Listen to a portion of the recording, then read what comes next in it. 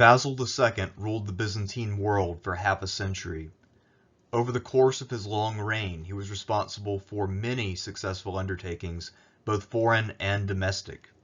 It should come as no surprise, however, that the man immortalized by later generations as the Bulgar Slayer spent most of his time and energy fighting a resurgent Bulgarian empire under the dynamic leadership of Samuel Kmetopoulos.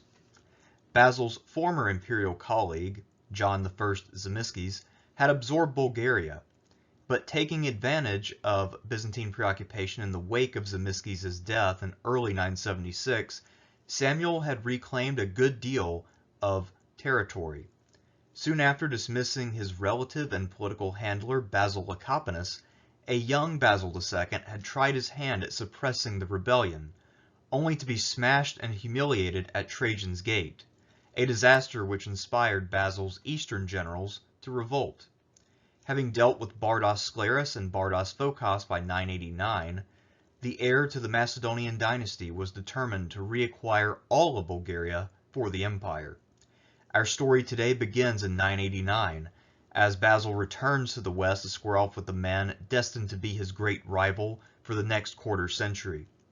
Both rulers are strategically savvy, able to command loyalty, experienced, and at the peak of their mental and physical powers. This will be part 3 of our series focusing on the Bulgarian War from 991 to 1003. In part 4, we will look at the Bulgarian War from 1003 to its climax in 1014.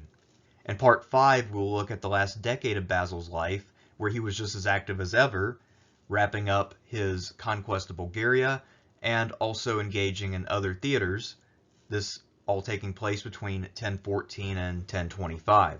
So without any further ado, let us begin by looking at the early phases of Basil's Bulgarian War.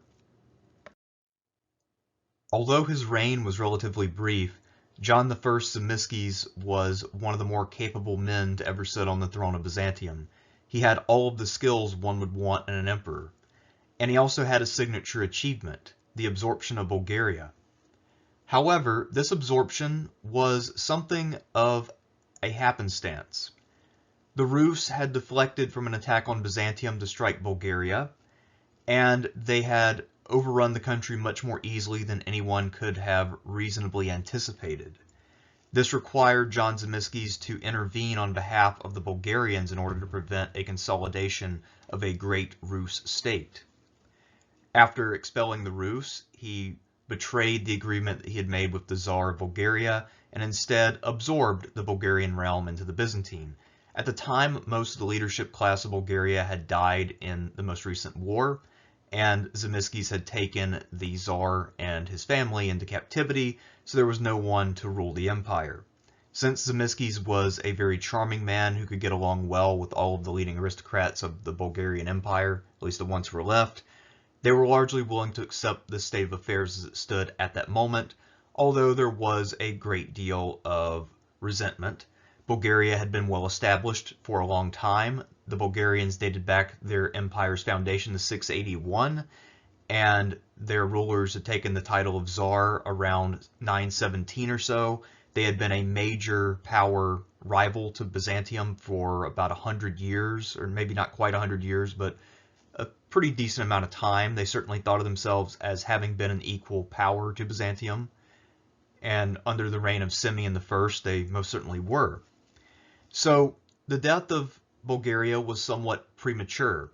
Most Bulgarians, once they recovered from the shock of the Rus invasion, thought that it might be a good idea to revive the old empire, that it had been snuffed out rather than having died naturally or having lost its reason for existence.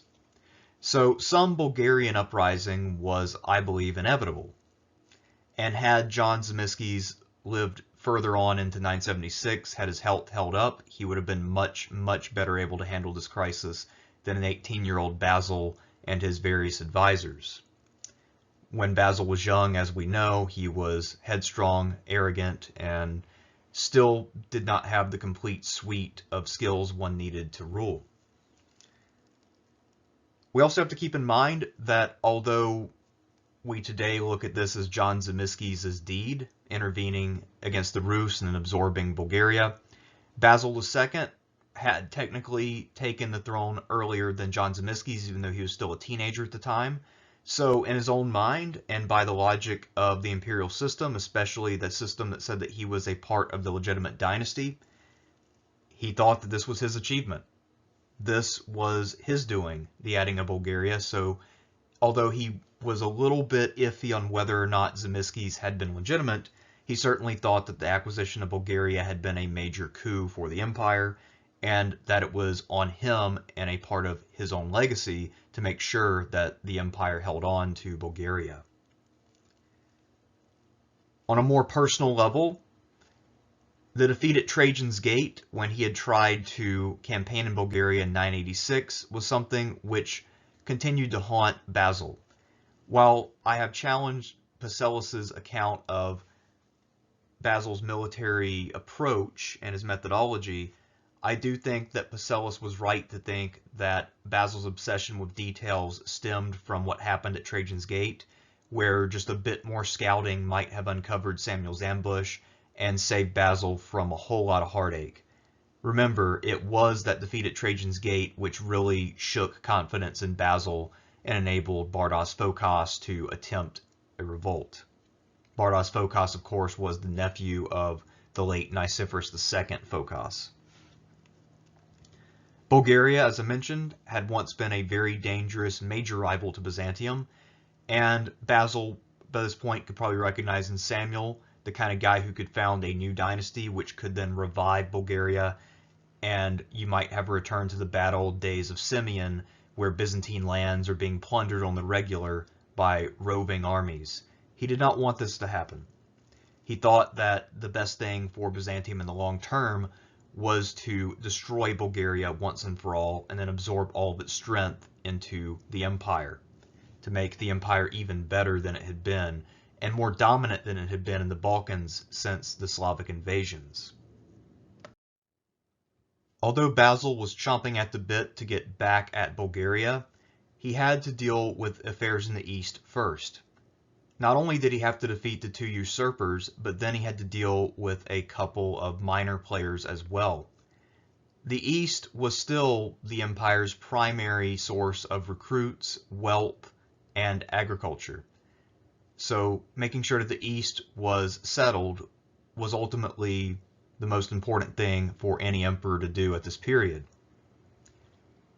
Basil, after meeting with Bardas Skleras, who supposedly gave him some excellent advice for governing the empire, then had to deal with the recalcitrant ruler of Upper Tau, David III. This would have happened in late 988 or early 989. I covered that in the last video. Suffice it to say now that Basil overwhelmed David III, who then agreed to make Basil the heir to his kingdom. This was a major achievement, even if it was achieved very quickly. When he returned to Constantinople, Basil began to make preparations for a continuous war against the Bulgarians. He knew that under Samuel's leadership, there's no way that they would buckle the way that they had under the Rus, and so he was prepared to launch campaigns which would last throughout the winter and break the spirit of the Bulgarians.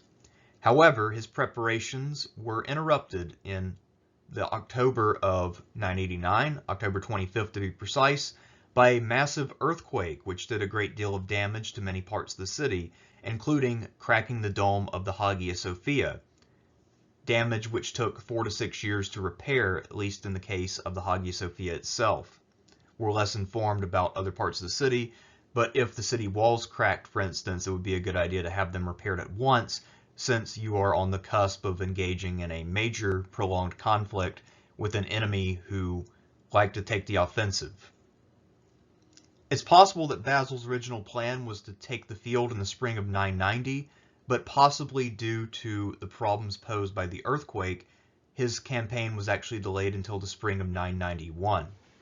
After he launched his campaign in 991, the hope was that he would campaign continuously and uninterruptedly until he brought about a complete victory over Bulgaria. Let's consider Basil's overall grand strategy for this campaign. His strategy was somewhat simple, but also quite logical. The plan was to campaign in the heart of Bulgaria, to winter there, and to reduce all of Samuel's strongholds. Surely Samuel would then be forced into open battles that he could not win, and this would mean depriving Samuel of all of his strongholds while also smashing his armies, and therefore bringing the rebellion of the Bulgarians to its knees and forcing them to accept the rule of Byzantium. If you defeat Samuel enough times in the field, Basil seems to have reasoned, that might just discredit him and make the Bulgarians think that their time as an independent power had passed. The assumption seems to have been that any open battles would necessarily favor Basil because he had more heavy troops. In general, the Byzantines tended to do better in open battles as opposed to more broken circumstances such as ambushes. And with the addition of the Varangian Guard, this meant that Basil was much more confident than normal in his ability to win open battles. In fact, after 989, when he always has the Varangian Guard with him, I'm not sure if he ever lost a battle again. But that was just the calculation. We'll see how that actually plays out. Basil decided to run the risk of leaving the East without a domesticus of the East. A domesticus, of course, was a sort of commander-in-chief who oversaw all of the various armies of the East. And the reason why Basil was willing to forego having a domesticus is because he knew that there was a great danger that a domesticus of the East might not be all that loyal, and this person might then take advantage of any failures on Basil's part to start a revolt. And then he would get the backing of the majority of the aristocracy, many of whom would work under the domesticus more closely than under Basil. It was a calculated risk, and I think it actually was a logical one given Basil's standing with the aristocracy at this moment, the level of trust he could legitimately have after such a massive revolt on the part of Bardas Phokas, and also the fact that there was really no compelling reason to have a domesticus. There were no threats on the eastern frontier. All of the powers that he bordered were either more or less passive towards him, or they were extremely weak. The one exception was the Fatimid Caliphate, which had been relatively passive for decades for the most part. The last attack from them had been in 983, and it had been kind of a one-off thing. Basil ended up being wrong because the Fatimid Caliph randomly decided that he wanted to conquer Syria, and especially the Emirate of Aleppo, so he became aggressive in the early 990s. But that was something that was pretty hard to predict, and it literally came out of the blue.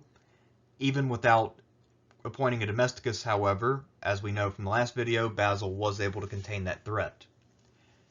And while he did not want to take breaks from the Bulgarian War, once again, Basil's primary source of strength was in the east. So if there was a crisis there, he was willing to take his army on a rapid campaign to consolidate positions, undo damage, and set things right.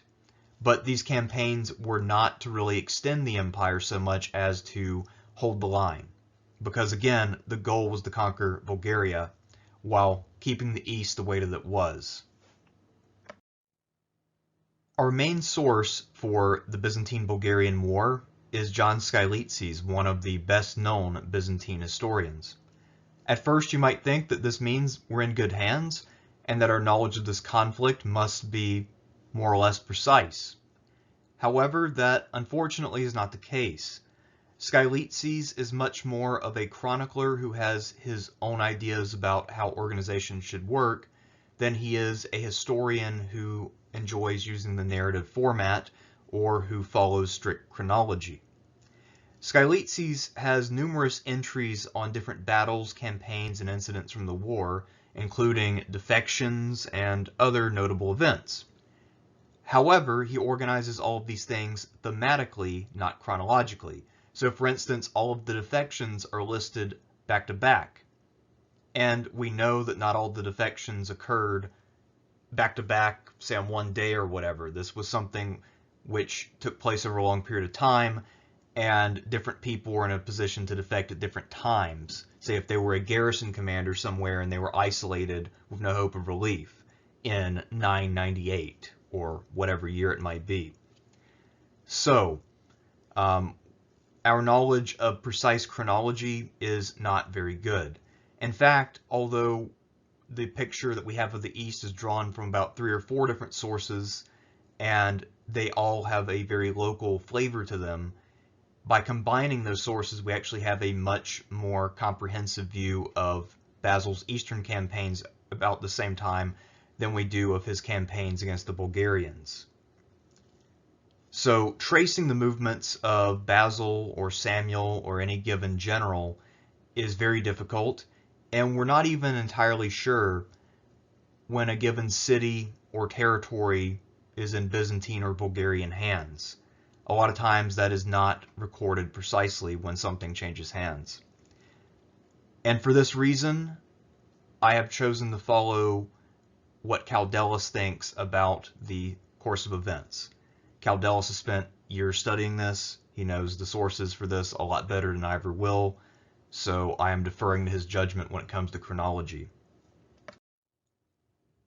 A large part of the reason why I chose to divide the Bulgarian War into 2 parts is because each half of the conflict, as divided at around the year 1003 or so, has a different dynamic. The first half of the war is characterized by lots and lots of fluidity. Both sides effectively are on the offensive and the defensive at the same time, and cities and territories change hands rather regularly. Now, as I mentioned earlier, due to Skylitzes, we don't have a precise knowledge of who held what when, but we do know that at various times someone would capture a city, and then later on, without any notice about the city being retaken, we know that it must have been retaken prior to this because someone will retreat there or winter there or do something else there that they shouldn't be able to do if the other side still held it. So the picture that we have of the conflict is a little fuzzy, but it is clear that there's a lot of fluidity. The borders that we see on a map between Byzantium and Bulgaria did not necessarily limit or define the arena of action. Samuel will penetrate as far as central Greece at one point, and Basil will be deep in Bulgarian territory on many, many occasions. And at some points, Samuel will campaign on Byzantine core territory, probably trying to draw Basil out of Bulgaria. So while Basil is deep in Bulgarian territory, sometimes Samuel will be on the offensive in imperial territory. And so far as we can tell, these events were simultaneous. There's also a basic pattern to how things play out. Because Basil has the strongest army with him and the Varangian Guard, he pretty much always won the operations that he was conducting. We'll see that there are a couple times where some of his sieges don't quite go the way he wanted, but for the most part, if he's there, he's taking stuff. Later on, Samuel will sweep through the area and retake some things by defeating Basil's subordinates or garrisons. And this seems to be the basic pattern of this phase of the war, although it is worth noting that the overall tenor of the conflict is that the Byzantines are gaining much more than they're losing. While we don't really have a lot of details about most of the battles from this period, especially the battles that Basil himself conducted, there's no indication that Basil's personal forces were anything other than victorious, with the exception, as I mentioned earlier, of a couple of sieges where they were unable to take a city. But in any kind of field battle fought during this period, Basil's men were invariably victorious, at least when we have both a notification of a battle taking place and of its outcome. Most likely, this is due to Basil's new Varangian Guard. This 6,000 strong tagma owed all of its loyalty to the emperor and accompanied him at all times. Unlike the regular army, it was not raised by the Anatolian aristocracy, and it had no loyalties to anyone except Basil personally. For Basil, this was probably the strongest selling point, especially in the years following Phocas's revolt. Also, keep in mind that 6,000 men in this period was basically a small army. So anytime Basil added his Varangian Guard to an existing army, that is a substantial reinforcement. And most likely he was adding more than that whenever he was present in person. And since the Varangians were both numerous and good, this meant that adding them to any army meant that it was now favored in pretty much any field battle that Basil might presumably fight against the Bulgarians or any of his other foes. The Varangians alone, I would argue, are enough to even the odds. So this is part of why Basil will never again be humiliated like he was at Trajan's Gate. He has 6,000 men who are personally loyal to him and both willing and able to smash the enemy line as it is presented to them. When Basil's campaign began in the spring of 991, his first priority was to liberate all of the cities in his own territory, which Samuel had garrisoned with Bulgarians. These garrisons proved to be little more than speed bumps, and by the end of 991, Basil had expelled all of the Bulgarians, or at least most of them, from Macedonia and Thessaly. His primary achievement in 991 was the recapture of the city of Beroea. Its fall had been a major embarrassment to him a few years earlier, so its recapture was quite a big deal. After the recapture of Beroea, he then marches deep into the heart of Bulgaria, and it was his intention to campaign here while his subordinates held down the fort back in the home territory until he emerged fully victorious. However, as we know, this did not quite come to pass. Partly this was due to setbacks in Syria, which required his attention, that we talked about last time, and also just that Samuel and the Bulgarians proved to be a great deal more resilient than perhaps Basil had anticipated. By the summer of 992 at the latest, Basil was deep into Bulgaria proper, and at this time he entrusted Gregorios Teranides, the son of Asat III of Teran, who had surrendered his realm to the Byzantines, I believe during the time of Nicephorus Phocas. He had left this general of Armenian extraction in charge of imperial forces stationed at Thessalonica, while he himself took the Varangian Guard and the field army deep into the heart of Bulgaria to try to capture the major centers. This was, Basil hoped, going to be the decisive act. Once he arrived in Bulgaria in 992, Basil stayed until 995, wreaking quite a bit of havoc and making some significant progress. At some point during this period, remember we don't have a precise chronology, he was able to win a major battle against Samuel at the Axios River. He was able to capture the city of Ohrid in what is now actually southwestern Macedonia, but at the time was considered to be part of the Bulgarian realm. He besieged the city of Pernik, and while he came close to capturing it, he didn't quite capture it. The ruins at Pernik are on your screen. There's also a modern city of Pernik, but these are more of the medieval fortress ruins. Basil successfully captured the city of Skopje, and when he took the city, he also took the eunuch Tsar Roman as captive. Tsar Roman was something of a cipher for Samuel at the time. Samuel was not the Tsar himself, but he basically exercised power, and then Roman was the sort of token ruler as the son of the last legitimate Tsar. So Roman had a lot of symbolic value. Basil then took him back to Byzantium, gave him some court titles, and appointed him governor of Abydos on the Asian side of the Hellespont. And as we'll see, Roman didn't live all that much longer, and although he was fairly nominal in terms of his importance, his death would end up having an impact politically and on the course of this conflict.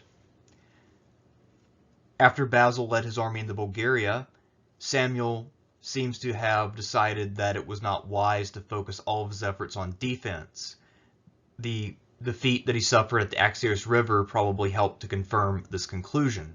So what he did is he divided his efforts into defending his homeland and backing up his garrisons, and then trying to attack what I consider to be core imperial holdings, i.e. the provinces of Macedon and Thessaly, to hit Basil where it hurts, to try to draw Basil out of Bulgarian lands.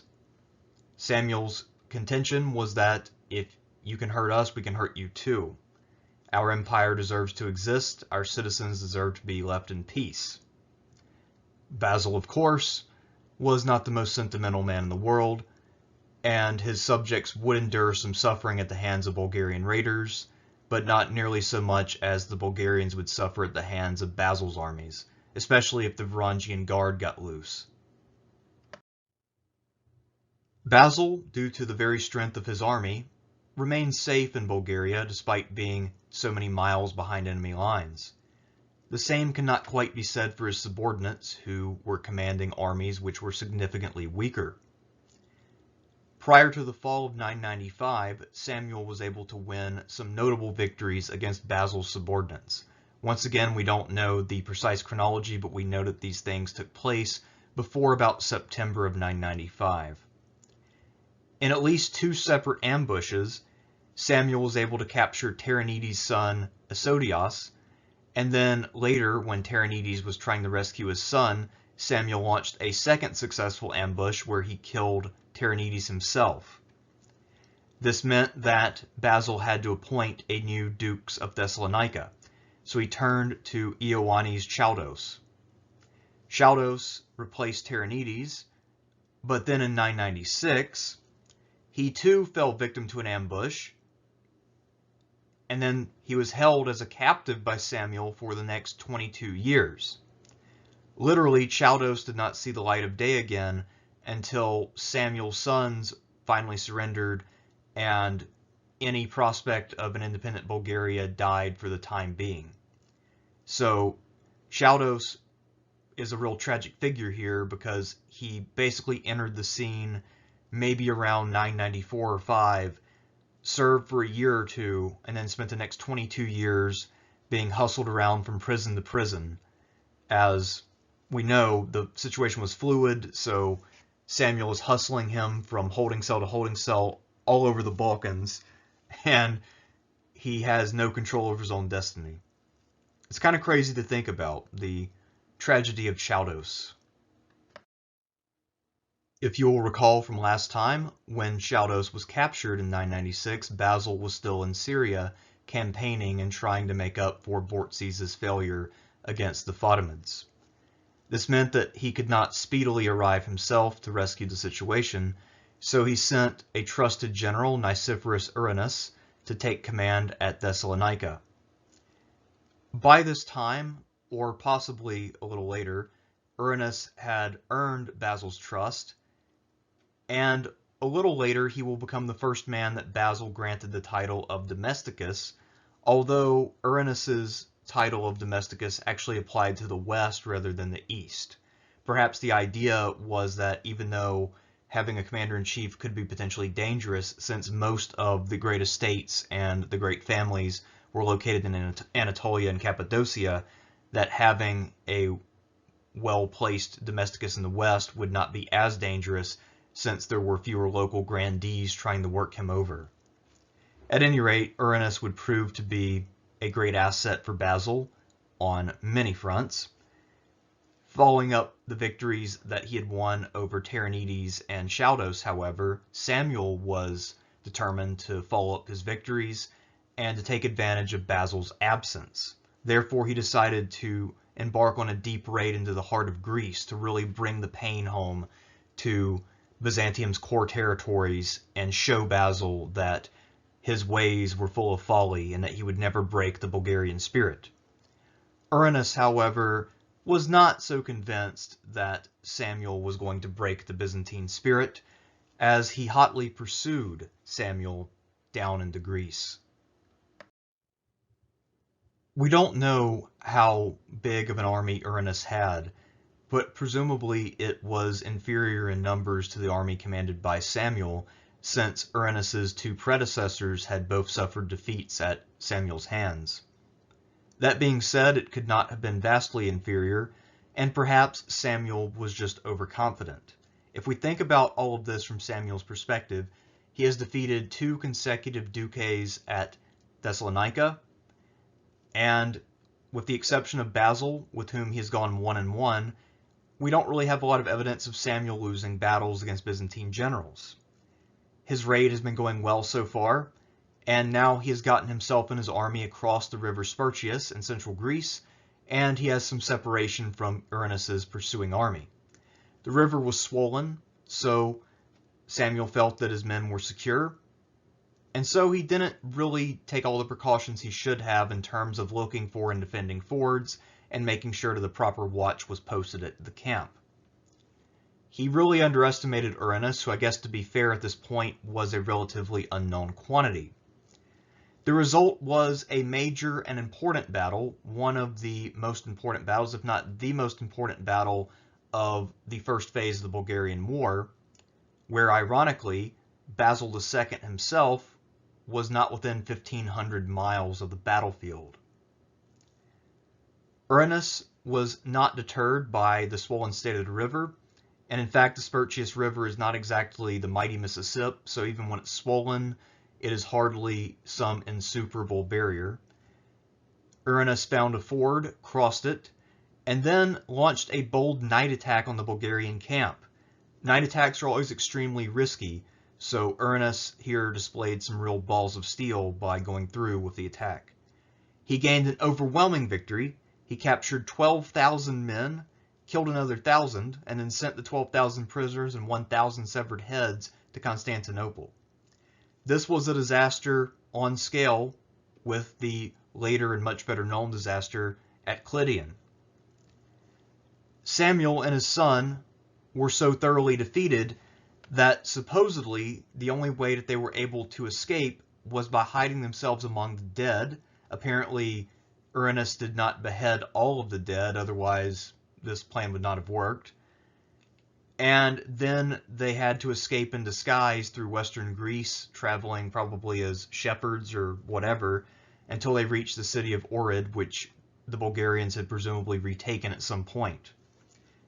This led to a fundamental revision of Samuel's strategy, and it was one of the major turning points in the war.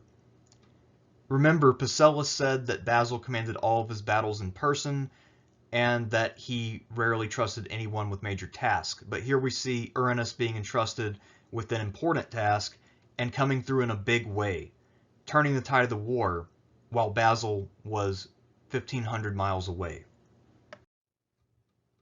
The Battle of the Spercheius seems to have temporarily broken Samuel's spirit, as much as it broke his material power.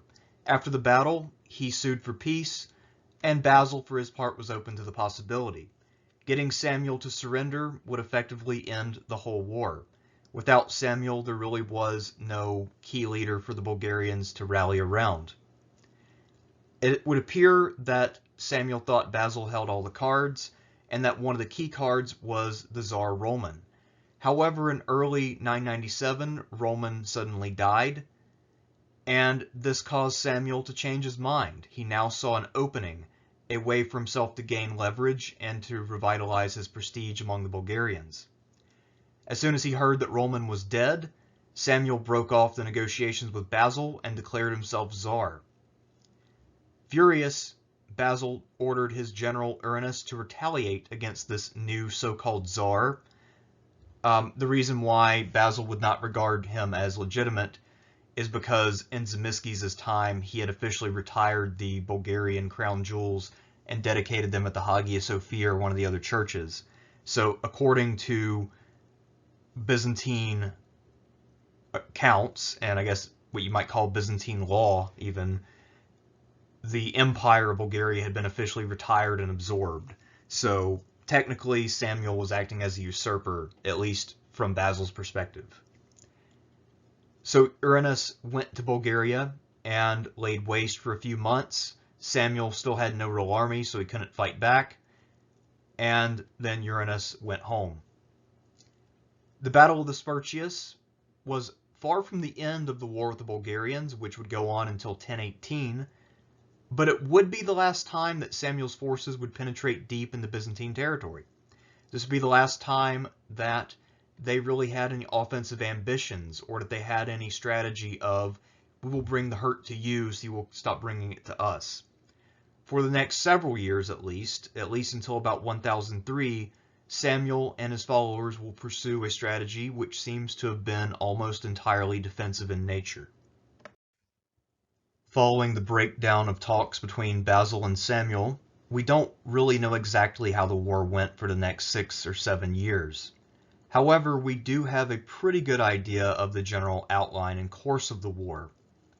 Basil would have returned to the front as soon as possible, and he would have stayed as long as possible until he was called away to deal with a new crisis in Syria.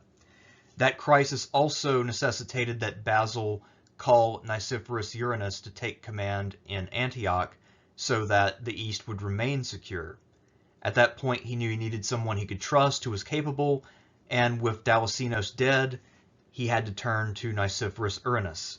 So he will exit from the Bulgarian conflict at that time, and so far as I'm aware, he would not return to it.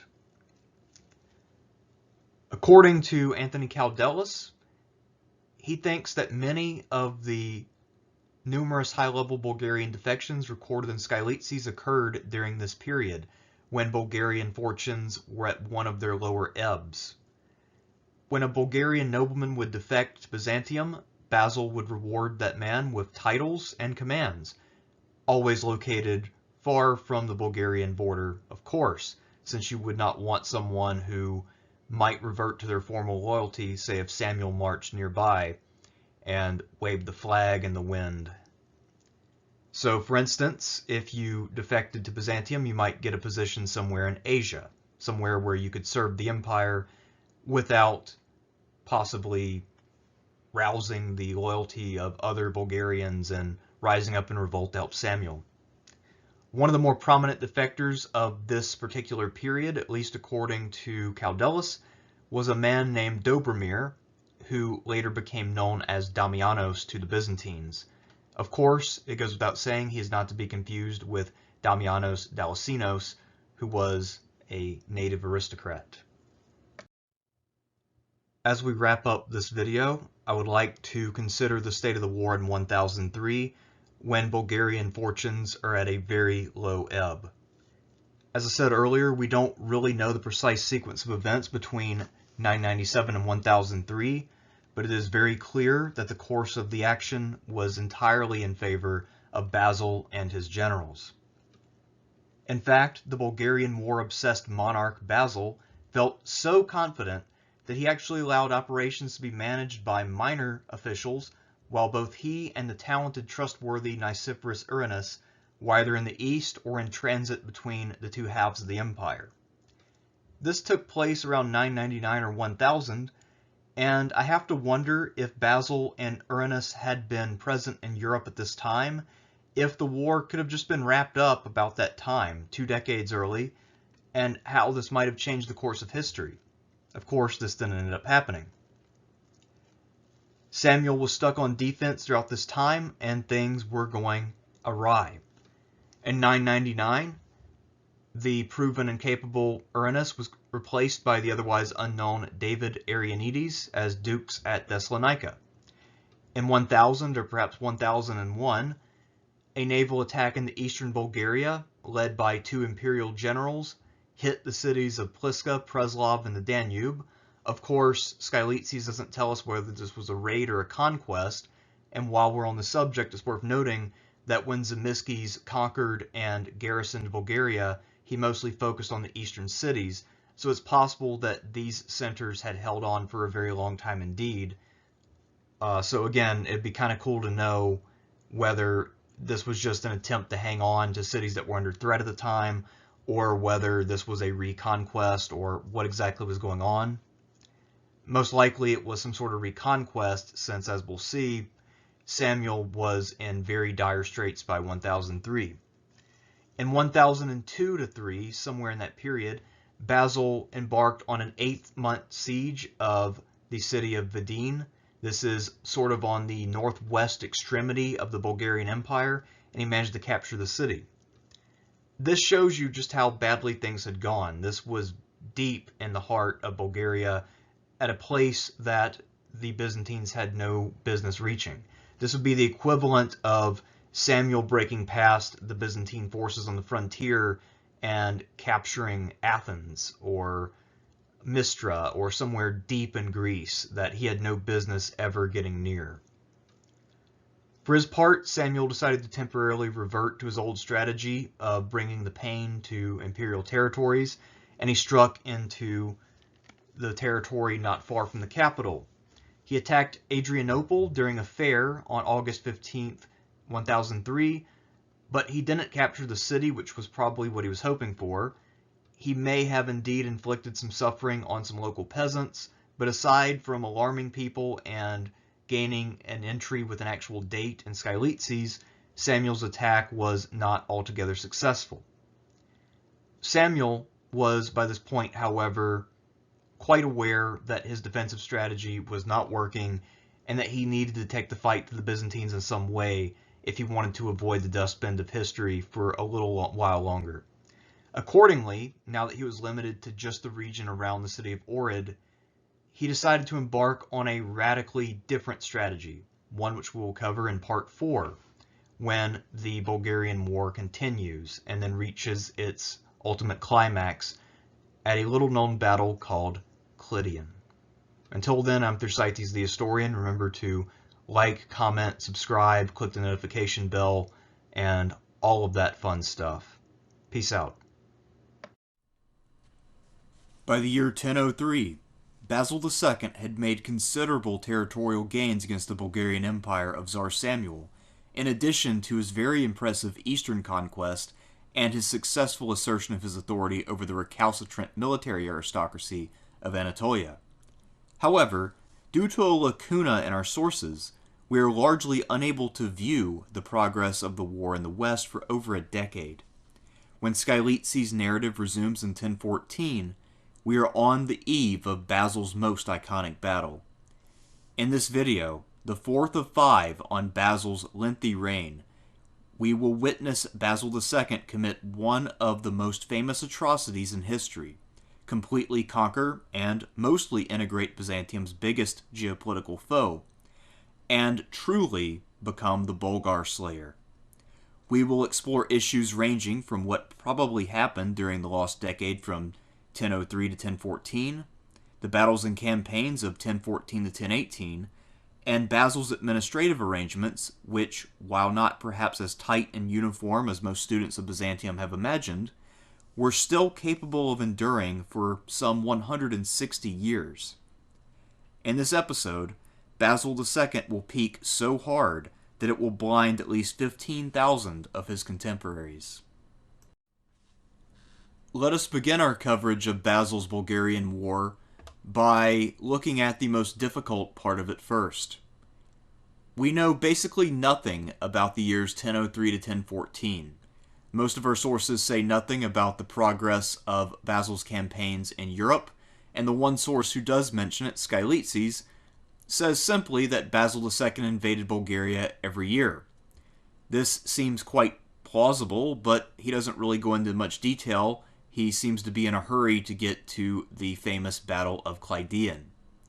There are some scholars who have proposed that there was actually a truce during this time, and that Skylitzes' report about Basil invading every year was incorrect.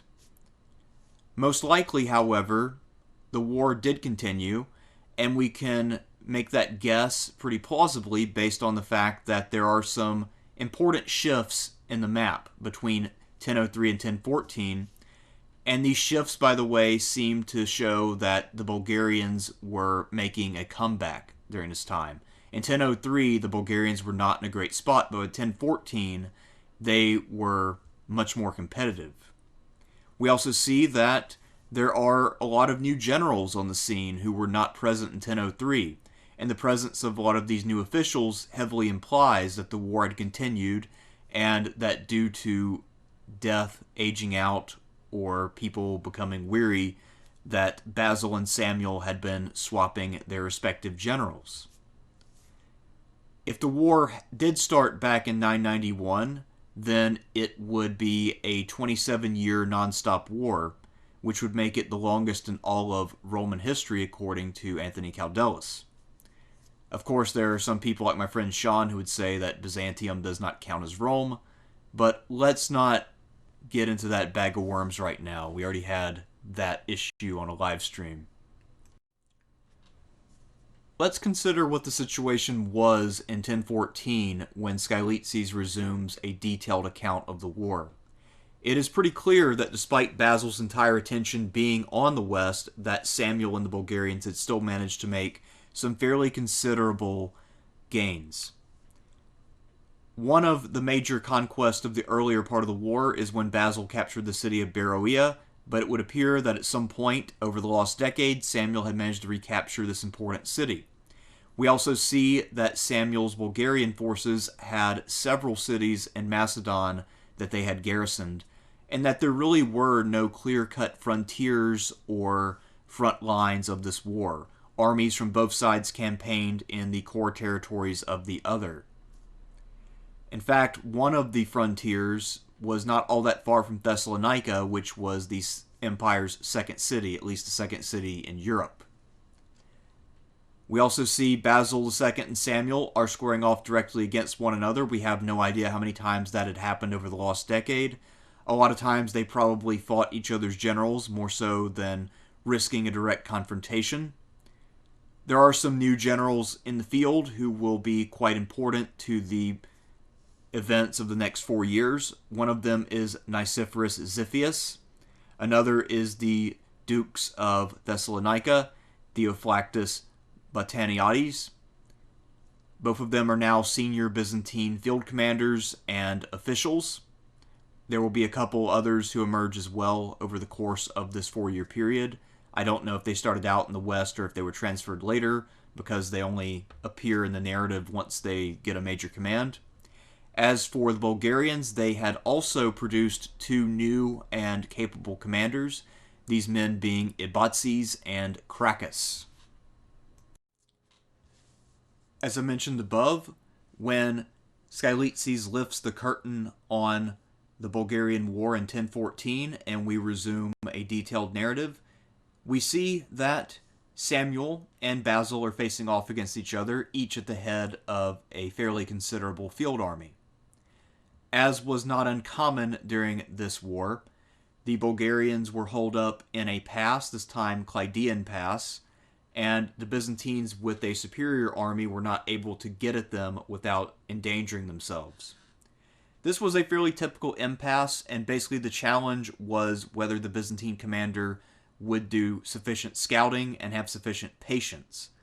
Otherwise, they would face a disaster. And even after this battle, this tactic continued to be standard fare for the Bulgarians, and also continued to have success.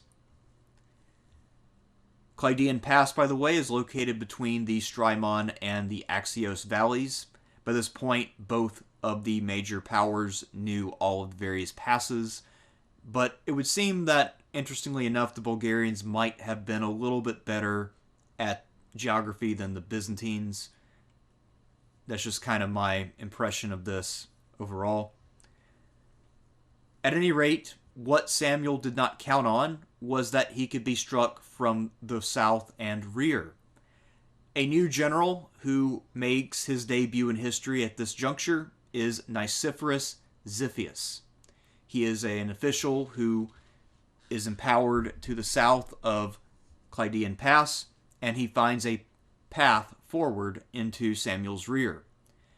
He takes this path and launches a surprise attack on the Bulgarian army on July 29th, 1014.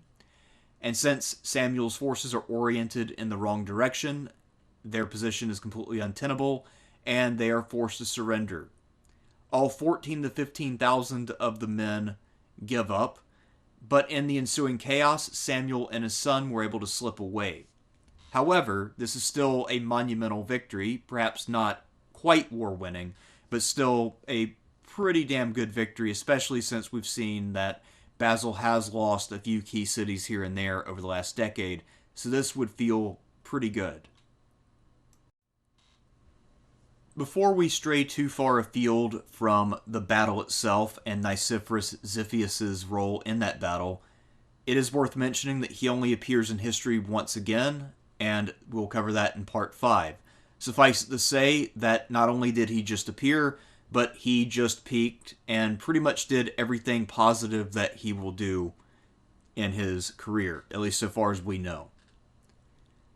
After the battle on July 29th, Basil decided that extreme measures were called for.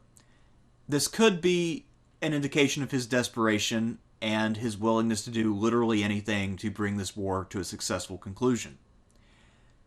What he decided to do is a fairly unique atrocity and something which is probably more cold-blooded than just simply killing the men. He took the prisoners, 14 or 15,000 of them, divided them up into groups of 100. 99 of them were blinded in both eyes, and the lucky one man would only be blinded in one eye, so that they could serve as guides to lead their compatriots home. Why, you might ask, would he do this rather than simply killing them or enslaving them or sending them off as colonists to some other part of his empire, which was a more standard practice? And indeed, there are scholars who think that Basil took these men and sent them off to the east or somewhere like that. But the reason is actually that he figured out this would do more damage to Bulgarian society if he created a large group of beggars who would be an economic burden on King Tsar Samuel and their families. He figured that this was the more cold-blooded move which would strategically weaken his enemies the most. We also have to remember that while this does seem rather extreme and it's pretty unique, this was absolutely in keeping with both the cruelty of the age and of Basil II. As we have noted in previous videos, this man was not warm or cuddly, and he was capable of doing literally anything it took to achieve his objectives. This is where he took it to the absolute extreme. And by the way, apparently this was a policy that he decided would continue. For the rest of the Bulgarian conflict, he will blind all of the prisoners that he takes, no exceptions. The loss of a field army was definitely a major blow to Bulgaria, and the stunning manner in which Basil decided to destroy this army would have definitely been an economic shock as well as something of a moral shock. Although it easily could have had the opposite of the intended effect by showing the Bulgarians not that resistance was futile, but that they had no choice but to fight to the literal death, that this was an existential war.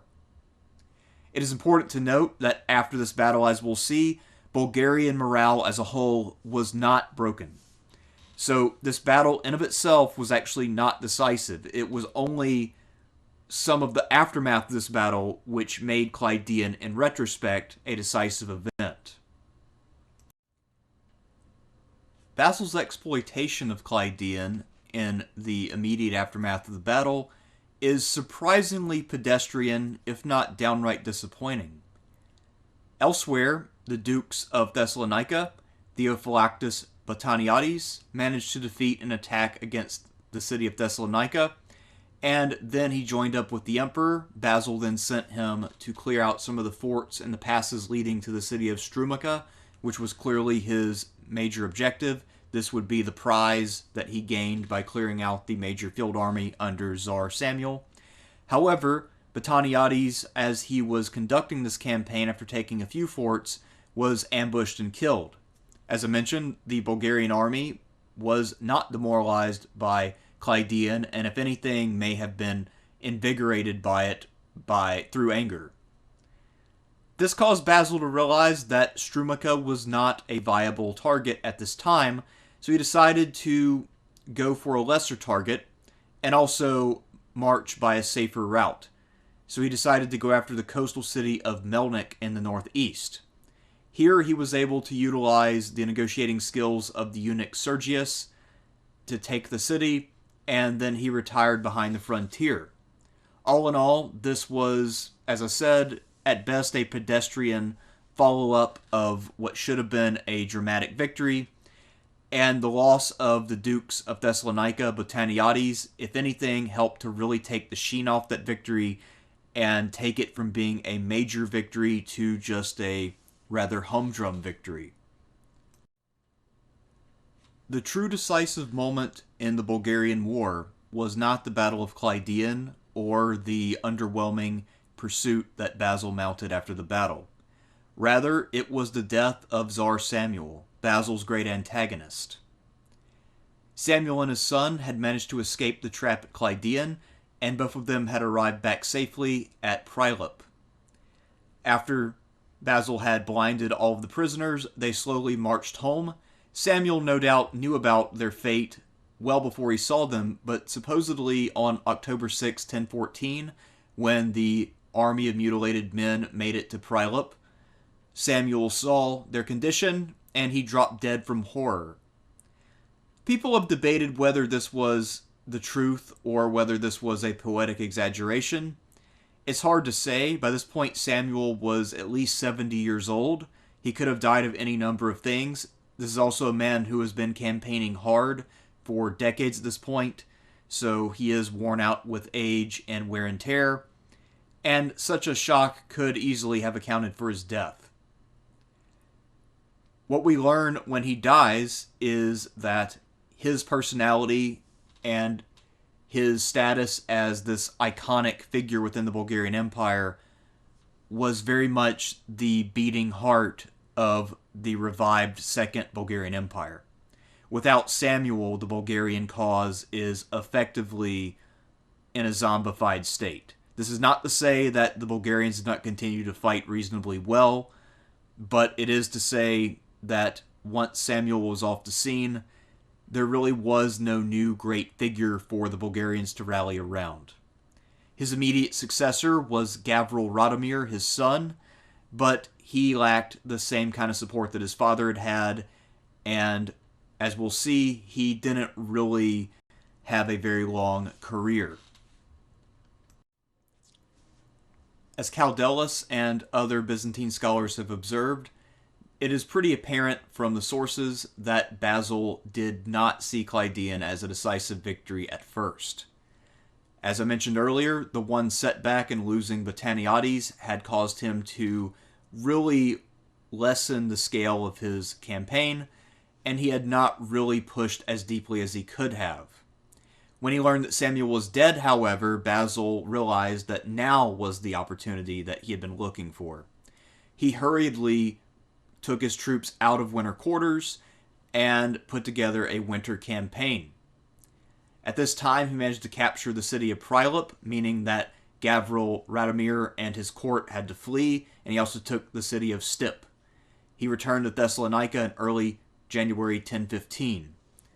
In my opinion, based just on the circumstantial evidence, I believe that Gavril Radomir's decision to not defend Prilip and instead fall back in the face of the imperial army was what doomed his reign, and ultimately what did the most to undermine the Bulgarian crown and its unifying ability.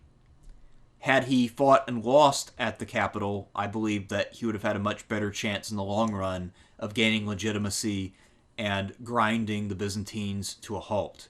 Eventually, Basil, who was getting up there in age, would die, and his successor might prove to be unwilling to keep the war going. So there was still a chance, I believe, for Gavril Radomir to keep the Bulgarians together, but his decision to run before the army really started to undermine the credibility of Samuel's kids in the eyes of the generals and nobles of Bulgaria. By the summer of 1015, the new Tsar Gavril Radomir was trying to advance peace overtures to Basil, but before those negotiations could get anywhere, he was murdered by his cousin, who then took the throne in his place. The new usurper was Ivan Vladislav, and although he will not have a ton of success over the next few years, he will become an iconic figure in Bulgarian history. Indeed, his influence is great enough that the statue that you see on the screen is actually in modern Macedonia. Not to be confused with the Greek part of Macedonia. Let's not get into that. That's a whole issue that we can best leave for another discussion. At any rate, though, Ivan Vladislav also offered to surrender to Basil, but unlike his cousin, he was not being sincere, and he was hoping to lure the Byzantines into an ambush. Basil II, for his part, was also not negotiating in complete good faith. He pretended to accept a surrender in order to try to assassinate Vladislav, but for whatever reason, his assassins were not able to take care of the new Tsar. So at this point, neither side would be willing to do much negotiating for the foreseeable future, and the war was destined to continue. By the time that the 1015 campaigning season opened, Basil realized that now was the time to strike and finish off Bulgaria once and for all. His goal was to defeat Ivan Vladislav, his generals, and to integrate their territory into the empire. He returned to Pelagonia in 1015, this being one of the core territories of Bulgaria, and at this point he made it standard practice to blind prisoners as a matter of course. I'm sure that for the Bulgarians, this did give them license to commit counter-atrocities, but also this would be the kind of thing which, in light of how much success the Byzantines were having and how little the Bulgarians were having, would very much wear down their willingness to continue to sacrifice themselves for nothing in the long run. Basil managed to capture the important city of Ohrid, and then he pursued Ivan Vladislav to the west coast. Vladislav was attempting to lay siege to the port of Dyrrhachium, modern Durrës, but this was not to be because Basil arrived. I imagine this had to be something of a shock for Vladislav, who probably didn't expect to see Basil that far afield. Elsewhere, one of Basil's subordinates was ambushed and destroyed by a new Bulgarian general, Ibatzes. Rather than continuing to pursue Vladislav deeper and deeper into enemy territory, which he and his forces were unfamiliar with, Basil instead turned around and gave chase to Ibatzes. However, he and his men were unable to catch Ibatzes, so Basil returned to Constantinople in January of 1016. We don't know a lot of details about Basil's 1016 and 1017 campaigns, but these campaigns as a whole, including the operations of Basil's generals, were clearly key to continuing to break Bulgaria's spirit. In late 1016, Basil mounted an unsuccessful siege of Pernik, which lasted for 3 months. This does show, however, that the Bulgarians were not quite beaten yet, as they were able to hold out against Basil in person. In the spring of 1017, Basil decided to enter Macedonia, where he took a fort at a place called Longus, a now lost site. Presumably this was a place where there was a Bulgarian garrison, and Basil must have stormed the fort with his army.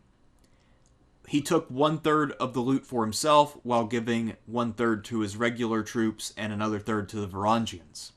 The regulars here would have probably outnumbered the Varangians by 2 to 1, so the Varangians were being paid more than the average soldier. However, they also had more combat value, as seen in their role in almost every major victory that Basil ever had. In 1017, Basil also dispatched David Arianides and Constantine Diogenes to Pelagonia, while he himself advanced on the city of Vlastoria. However, when he arrived at Vlastoria, he realized that the city was far too fortified for him to be able to take easily or without heavy casualties, so he decided to fall back. Around this time, he seems to have learned that the Bulgarian general Crocus was attempting to form an alliance with the Pechenegs. If the Pechenegs were brought into the war, this would have extended the life of Bulgaria by giving them fresh manpower. So this is not something that Basil was keen to see happen, and he seems to have managed to conduct negotiations successfully to make sure that the Pechenegs stayed home. Perhaps he sent them some of his loot or something of that nature.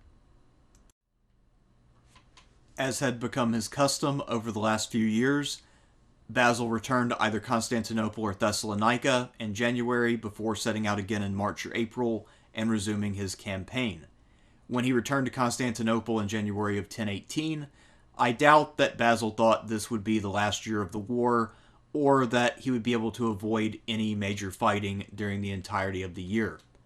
However, that was exactly how things worked out, and once again, as with Samuel's death, the cause was the death of the Tsar and the consequent loss of support among the Bulgarian people for the war itself. In February, Ivan Vladislav was killed in action while leading a failed assault against Dyrrhachium.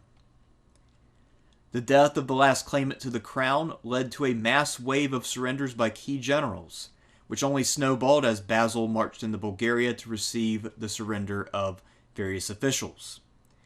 The rest of the year would basically be spent receiving surrenders, handing out titles, appointing administrators, and collecting loot and treasuries. So, all in all, 1018 was probably the best year of Basil's life. If I had to describe the year 1018 in a sentence, it would be that it was Basil's grand reception. In this year, he traveled to Bulgaria, and rather than fighting battles as he'd been doing for almost his entire adult life, he instead received the surrender of the various generals and administrators of the Bulgarian state, and in exchange he received them into his service. He spent quite a bit of time this year and in the following years setting up the administration of Bulgaria. We don't know the exact dates of when he made different decisions administratively, but knowing how decisive Basil was, my guess is that most of the major decision-making was already completed by the time that 1018 came to a close. The pattern was that when a Bulgarian would surrender a city or a fort, he would then receive an imperial title and now be directly beholden to Basil. This was important because, remember, Basil had a somewhat contentious relationship with the military aristocracy of Anatolia, and this provided him with an alternative power base. As we'll see later on, he will also have another new power base that results from this war as well. Ibatzes, for his part, did not surrender, but the other great general on the Bulgarian side, Crocus, did. He surrendered the city of Pernik, one of the places that Basil had tried and failed to capture during this late stage of the war. Crocus was received into the imperial service, but as for Ibatzes, he had the fate of being captured by the Byzantine general Eustathius Dufnimiles, who was the governor of Ohrid. Dufnimiles had Ibatzes blinded, and Basil rewarded him by promoting him from Ohrid to the nice coastal city of Dyrrhachium, where he would be much more independent because he was more or less out of sight and out of mind from where Basil would be operating for the most part. So now Bulgaria had really ceased to exist, and it was just a matter of piecemeal surrenders. Probably a pretty busy year for Basil, but as I mentioned earlier, probably the best year of his entire life. As I mentioned above, we don't have a precise timeline for how Basil set up the imperial administration of Bulgaria. I think that there is a case to be made, however, for distinguishing between immediate arrangements and more long-term arrangements. In the immediacy of 1018, Bulgaria was not really integrated into the empire as it had freshly surrendered. Also, there were still a lot of wounds and quite a bit of animosity between the Byzantines and the Bulgarians. Knowing that, Basil decided to appoint David Arianides as the first Katapano of Bulgaria. Effectively, Arianides was more or less a viceroy, someone with plenipotentiary powers which encompassed the military and the political spheres, and he commanded an occupying army. Basil also decided at this time to grant imperial titles to all of Samuel's surviving family members and then send them off to Constantinople. This did mean that they received imperial salaries and that they would be taken care of for the rest of their lives, but effectively they would be under house arrest for the rest of their existence. This was something of a gilded cage for them, and all of them would be forced to participate in Basil's triumph late in 1018. After 22 years of captivity, John Chaldus, who had been the Dukes of Thessalonica, was liberated, and I believe he went home.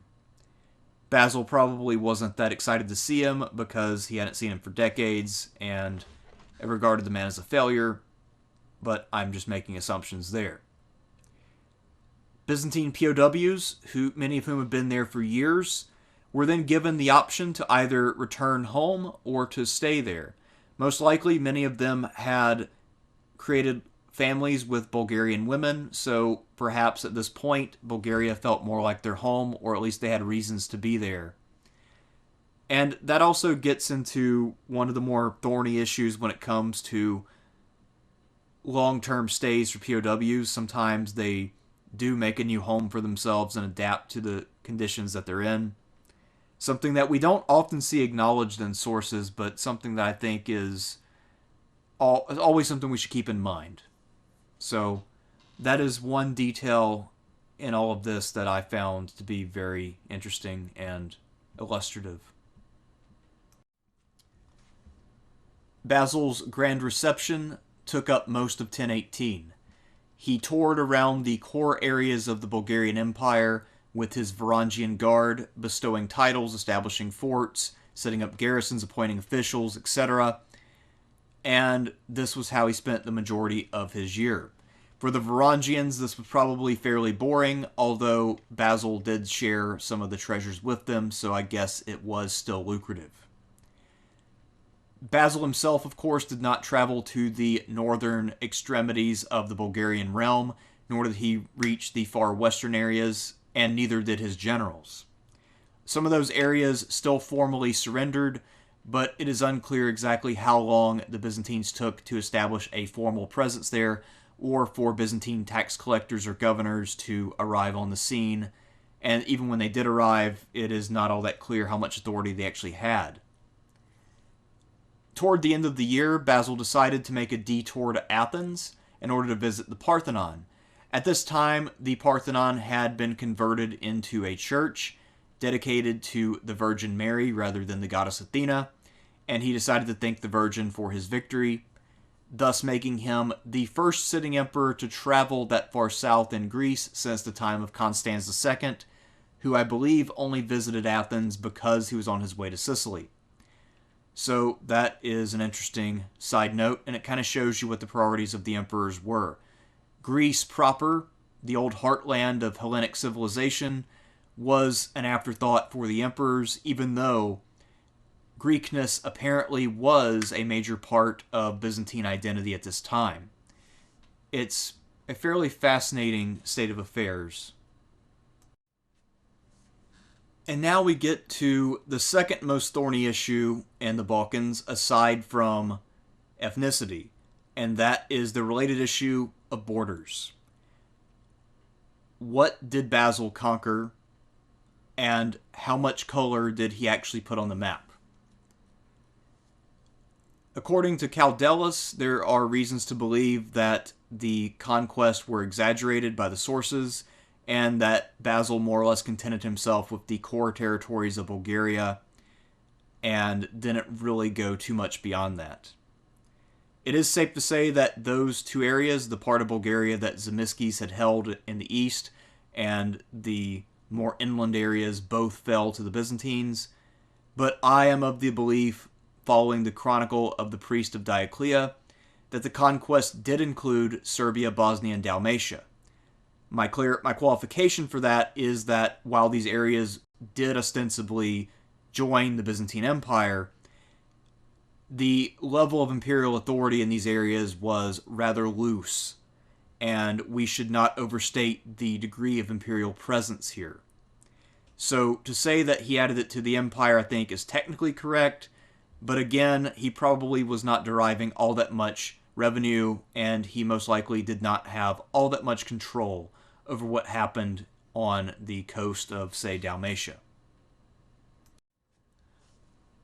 Although Basil was an exceptionally stubborn man who was willing to blind 15,000 people in a single day in order to achieve his objectives, he did have some degree of tact, and he realized that in order to keep the people of Bulgaria compliant, he would have to govern with a relatively light hand and respect their local traditions.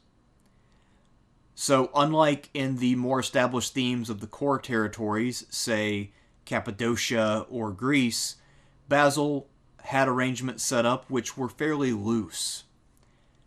He also made sure that the command structure was flexible, since he didn't really know what the future might hold in terms of potential revolts or invasions from powers that the Byzantines were not all that familiar with, since their borders now extended so much more to the north and west than they had previously. Basil allowed local Bulgarian customs, such as the payment of tax in kind rather than in coin, to continue unabated. Caudelis believes that this was part of a gradual transition plan where the Bulgarian economy would monetize and integrate with the larger Byzantine economy over time. I think that sounds about right, and it would also provide for a way to integrate Bulgaria slowly over time without arousing a great deal of local animosity. Gradual changes tend not to create the same kind of blowback that a radical change might. So, I believe that this is largely how Basil went about trying to subjugate these new areas and assimilate them into the empire. And now let us consider the legal status and social standing of Bulgarians within the larger Byzantine Empire. So we already talked about maps, now let's get into the thorniest of all issues when it comes to anything in Eastern Europe, ethnicity, everyone's favorite topic. It would seem that there were some reservations among Byzantine officials about viewing their new Bulgarian subjects as fellow Romanoi.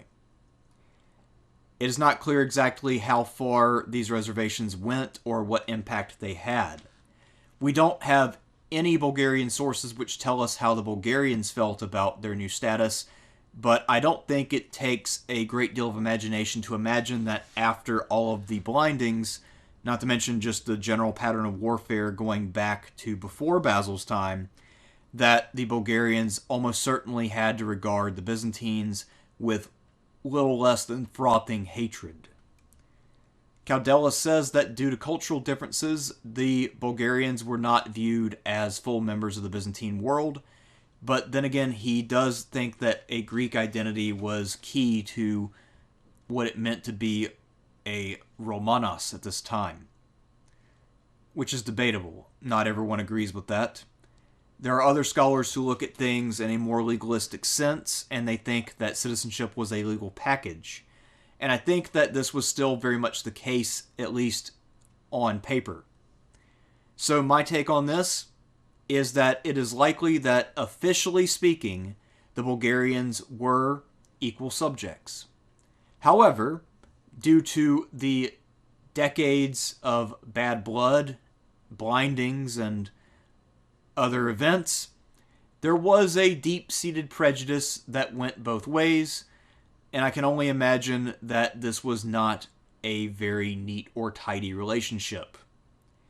Basil, for his part, did try to ease tensions by creating some kind of representational marriages between Bulgarian and Byzantine nobles, hoping that this would show a form of unity.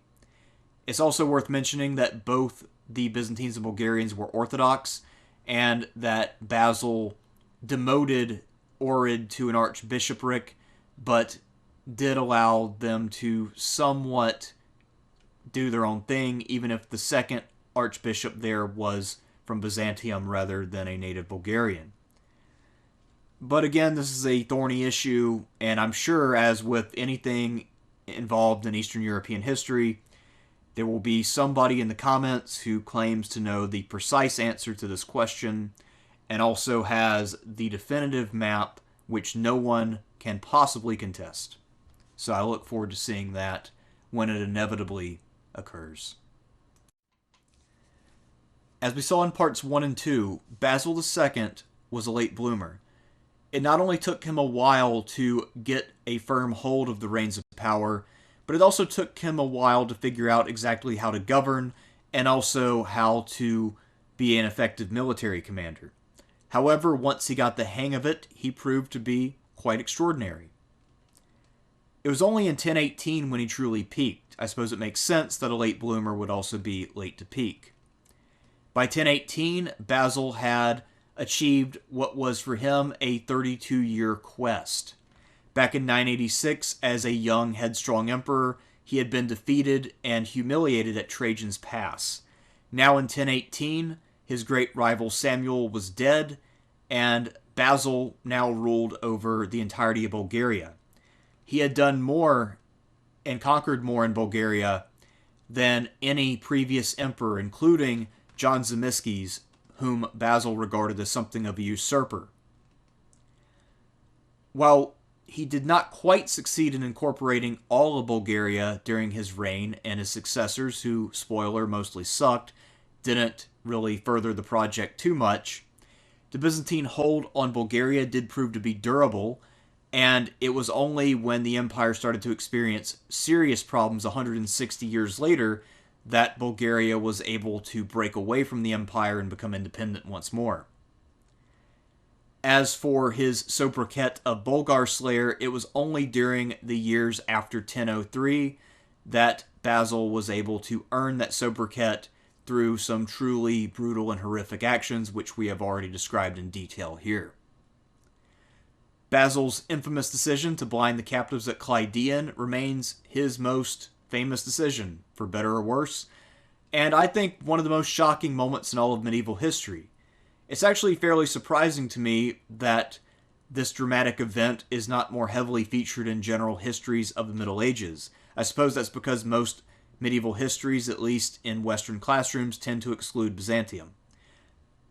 I say that Byzantium's best case for being reincorporated into that larger narrative is Basil's action at Clydean, 1, and then 2, the entire career of Justinian II, just the whole thing. But that's just my personal appeal to the people who control the textbooks on the history of the Middle Ages, as taught in most survey classes. By 1018, Basil was already 60 years old, quite old by the standards of the time. However, he had no intentions of slowing down. The man was still clearly full of vim and vigor, as we will see, and he was very much willing and able to embark upon new opportunities. Next time in Part 5, we will see Basil's final campaigns in the East and his final ambitions, which were never quite to come to fruition, in Italy, of all places. Until next time, I'm Thersites the Historian, and remember, just because you're a great emperor doesn't mean you're a good person. Blinding 15,000 people to earn a sobriquet and a place in history is not cool.